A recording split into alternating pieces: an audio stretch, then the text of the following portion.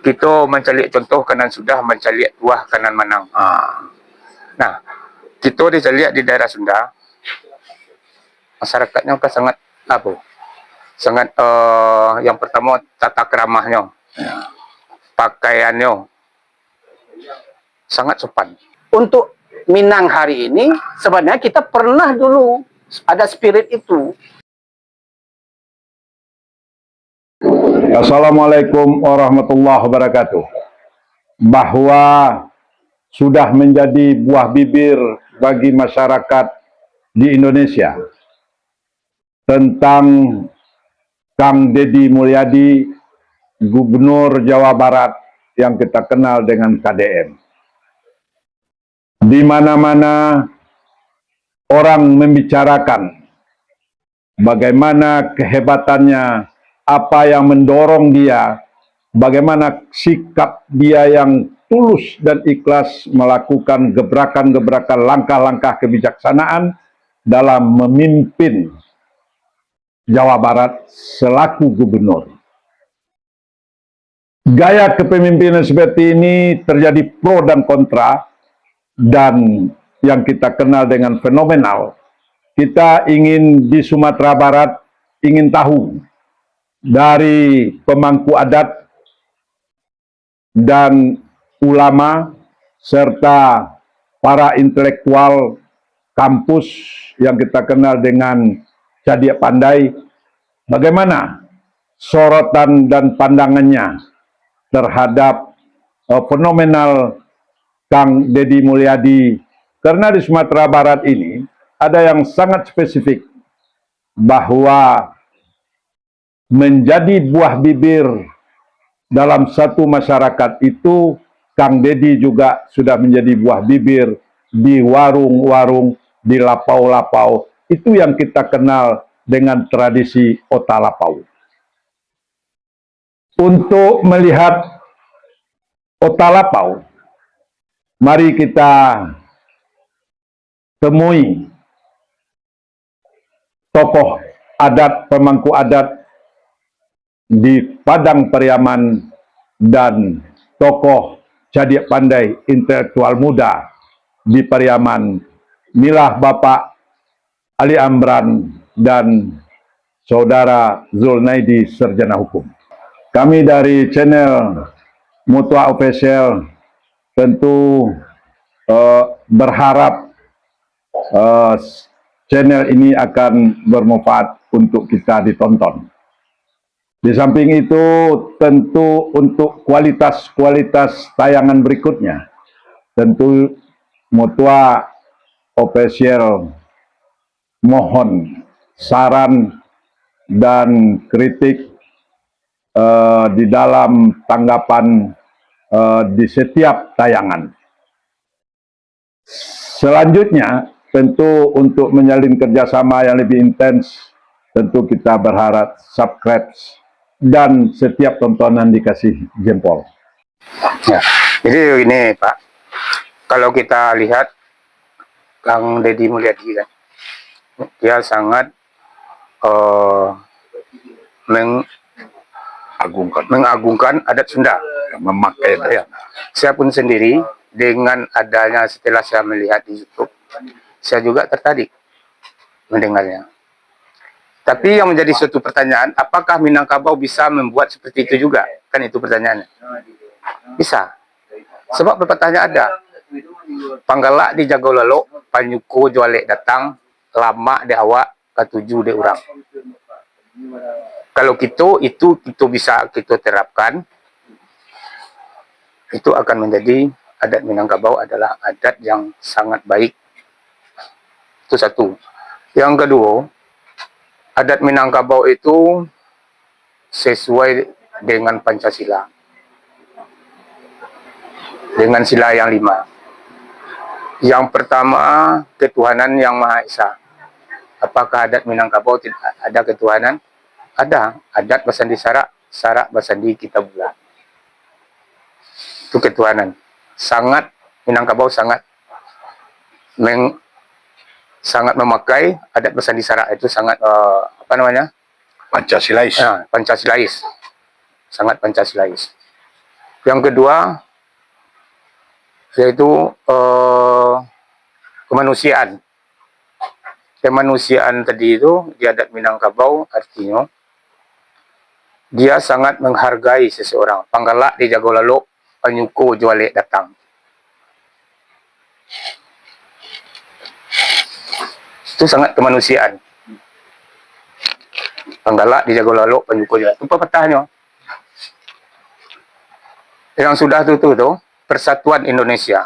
Persatuan itu Minangkabau itu menciptakan apapun yang kita bikin, apapun yang kita buat di dalam suatu nagari itu sangat mendahulukan bergotong royong.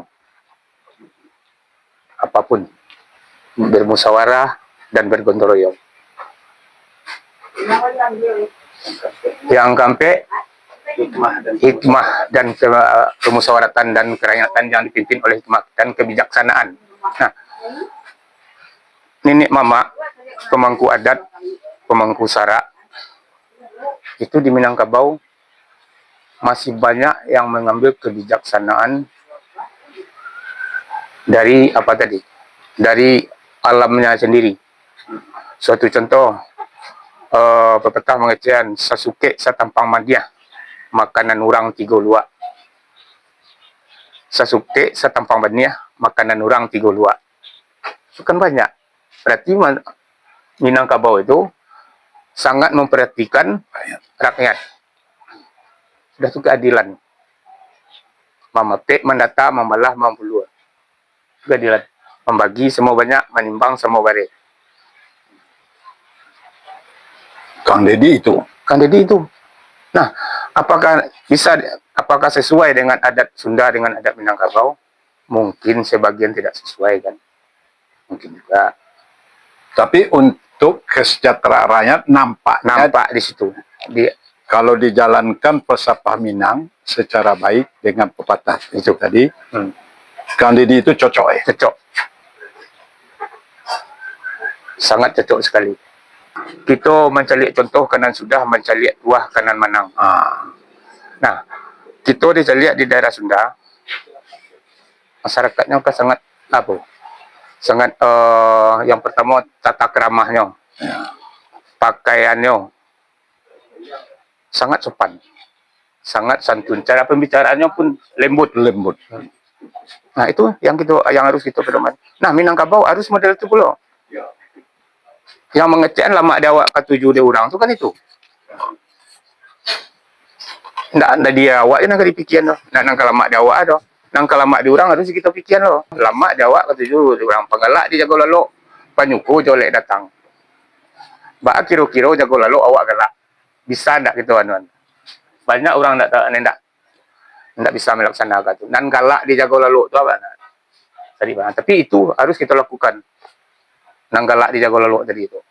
Panyuko jolek datang. Jadi setiap tamu yang datang ke rumah awak harus kita layani secara baik-baik. Gak puak nak boleh membuang lama. Kalau jadi awak tidak boleh membuang kawan. Jadi kita dalam nagari pagar nagari. Jadi kita di dalam kaum pagar kaum awak. Jadi pandangnya gini ya kakak aku Pak. Kita seorang pemimpin tu harus yang pertama benar harus bisa membaca situasi dan kondisi tadi.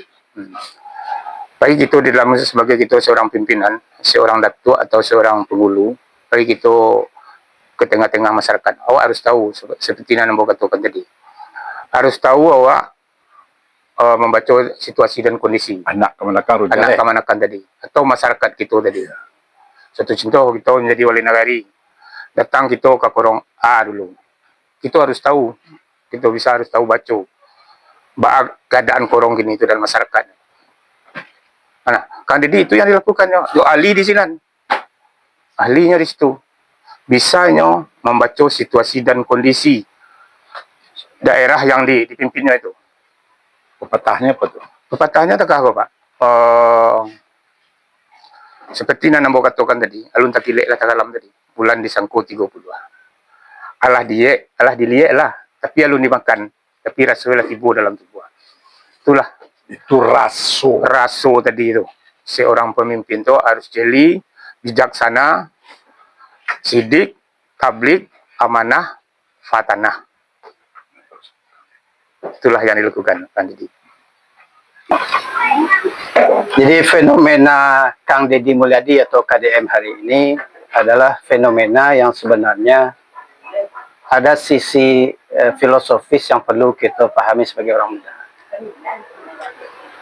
Poin pentingnya adalah soal spirit Kang Deddy sebagai anak Sunda yang mau menghidupkan kembali nilai kulturalnya. Itu yang paling penting. Tidak ada yang lebih penting dari itu menurut saya. Mau bicara soal kepemimpinan, mau bicara soal pencitraan yang menjadi keharusan era kini, itu bukan poin penting menurut saya. Saya termasuk orang yang mengamati Kang Deddy itu sejak beliau masih jadi bupati.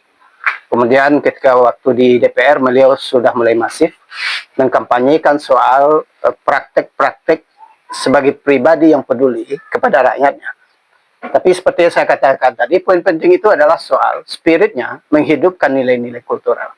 Kalau kita mau serius bicara tentang Indonesia, mau serius bicara tentang Bhinneka Tunggal Ika, mau serius bicara tentang keanekaragaman budaya, Kang Deddy contohnya yang paling pas hari ini. Kenapa? Kalau bicara tentang negara kesatuan, basis negara kesatuan itu ada keragaman, bukan keseragaman. Orang sekarang menganggap kesatuan itu adalah keseragaman, bukan. Keberagaman, bahwa kita terdiri dari ratusan budaya, ratusan bahasa, ratusan nilai-nilai kultural yang memang berbeda.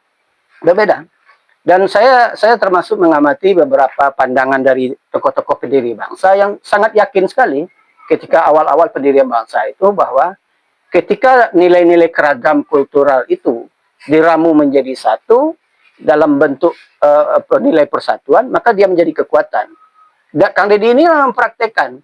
Dia yakin sekali bahwa ketika nilai kesundaan atau Sunda Wiwitan itu dihidupkan dan itu dipraktekkan di wilayah Sunda yang hari ini terbagi dua secara provinsi itu, secara administratif itu akan menghidupkan menjadi kekuatan yang menjadi jika disatukan dengan kekuatan-kekuatan lain, itulah menjadi kekuatan perekat kita sebagai bangsa. Bukan keseragaman. Keseragaman itu membunuh kita sebenarnya sebagai bangsa. Untuk Minang hari ini, sebenarnya kita pernah dulu ada spirit itu. Ketika Orde Baru selesai, ada perdebatan cukup panas waktu itu, awal-awal akhir 90 dan awal 2000 itu soal menghidupkan budaya Minangkabau. Maka lahirlah waktu itu satu kali slogan yang namanya kembali bernagari. Di sesudah kembali bernagari lahirlah slogan adatnya Basandi Sara, saranya Basandi Kitabullah. Sesudah itu lahir lagi satu slogan tentang Babalia Kasurau. Semuanya itu sebenarnya berbicara tentang Keminangkabauan. Nah, sampai hari ini sejak nagari kita lontarkan kembali bernagari, kembali Kasurau, adatnya Basandi Sara, Sandi Kitabullah, belum ada tokoh formal maupun informal yang mampu menggiring itu sebagai kapalo arah atau kapalo nagonya, belum ada. Kang Deddy sih ini kelebihannya. Ketika dia dapat jabatan kepala jadi gubernur di satu provinsi, di situ adalah wilayah adatnya orang Sunda, dia langsung go untuk menghidupkan nilai kesundaan. Nah, itu yang kita butuhkan sebenarnya di Minangkabau hari ini, agar slogan kembali ke nagari, kembali Basurau, kembali menghidupkan nilai adat Basandi Sara Sandi Kitabullah. Karena kalau tidak dipimpin oleh kekuatan politik formal, pasti tidak akan terwujud, yakinlah. Tokoh itu belum. Nah, makanya ada jargon di tingkat politik mengatakan secuil kekuasaan itu lebih berharga dari 1000 ide. Satu kekuasaan itu lebih penting dari 1000 ide. Kita punya sekian ribu ide, kita karung-karungkan ide itu sehingga kita kekurangan karung, tidak ada gunanya. Tanpa ada satu orang pemimpin yang bisa memimpin, membuat keputusan, kemudian menjadi teladan untuk menghidupkan nilai itu. Nah, itu yang kita tiru dari Deddy Mulyadi. Jangan ambil polemiknya, ambil nilai positifnya. Tantangannya hari ini, siapa tokoh kita yang akan bisa mengiring kita untuk menghidupkan Minangkabau dalam konteks pemerintahan formal di Sumatera Barat. Itu pertanyaan besarnya. Nah, nanti jawab besarnya. Kurang gitu, kok lah iya kedua ada mempunyai ilmu. Situ keluar pepetah. Kita nanindak jadi pandai ilmu dek Tuhan tersimpannya. Kok sentiang, mari kita bilai membilai. Tandonyo kita lai sayo. Kereta dari ujung guguk berhenti tentang pakan basuh. Angan lanteh paham tertumbuh. Mari sama-sama kita berbicara. Kakak itu apa di Minangkabau tu? Artinya memang dibawa bayu. Kita bagi anu kita tadi tu, saling kita tukar pikiran. Ndak muah nan rancak awak tu tentu lengkap rancak dia orang tu. Mari kita sesuaikan. Tu nama baca situasi jo kondisi ni. Kalau nak kita lakukan itu dah. Bisa. Yang pertama kita cari, kita introspeksi diri awak sampai di mana kemampuan awak. Kita cari ambo gini ko kenapa mendatang ambo gini? Apa kamu pintar dalam permasalahan tu? Atau apa? Kalau kita menganggap awak pintar karena Pak mencari ambo gini ko, itu salah. Salah. Jadi kita saling tukar pemikiran. Pada hari gini ko kita menukar pikiran, mencari bahan perbandingan. Mungkin dari apa ada orang kamu pakai dan dari ambo mungkin ada orang kapam dia. Harus model itu gitu. Apa betah tadi? Apatah itu kita nanindak cerdik pandai ilmu dek Tuhan tersimpannya. Kok sentiang tolong kita bilai membilai. Kandonyo kita seagama atau lai sayo. Gitu. Kereta dari ujung guguk berhenti tentang pekan basuh. Angan lanteh paham tertumbuh. Mari semua kita bicara. Jadi artinya kita bicara itu saling tukar pendapat. Bahwa itu di Minang itu yang harus kita terapkan.